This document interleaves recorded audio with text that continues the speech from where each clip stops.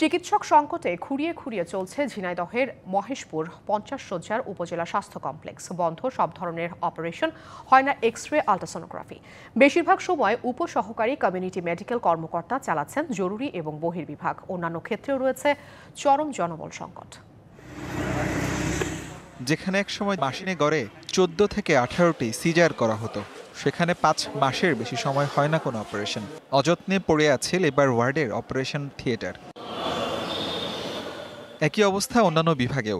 বহির্বিভাগের কক্ষে মেডিকেল কর্মকর্তার নেমপ্লেট থাকলেও রোগী দেখছেন উপসহকারী কমিউনিটি মেডিকেল কর্মকর্তা।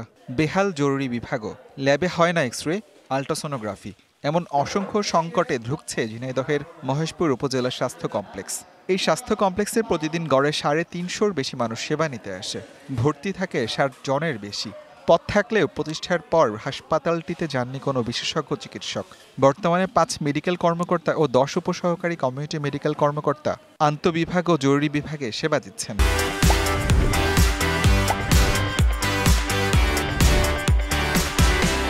বোমার নিয়ে আসি হসপিটালে, বোমার দেখানোর জন্য, সেটা গর্ভবতী।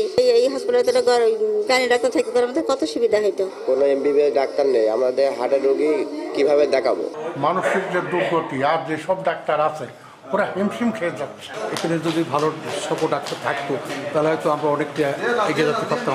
রোগীদের প্রয়োজনীয় প্রাথমিক সেবা দেওয়ার কথা জানালেন উপসহকারী কমিউনিটি মেডিকেল কর্মকর্তা।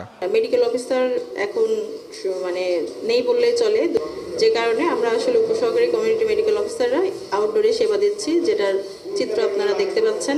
উপজেলা স্বাস্থ্য ও পরিবার পরিকল্পনা কর্মকর্তার দাবি, সংকটের মধ্যেও সাধ্যমতো রোগীদের সেবা দেওয়া হচ্ছে। আমরা আমাদের ঊর্ধ্বতন কর্তৃপক্ষের দ্বারস্থ হয়ে সবসময় তাদেরকে আমাদের দুরবস্থার কথাগুলো আমরা জানাই।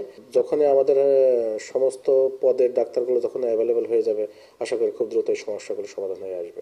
হাসপাতালটিতে 2022 সালের আগ পর্যন্ত 18 বছর বন্ধ ছিল সব ধরনের অপারেশন। TVC news desk.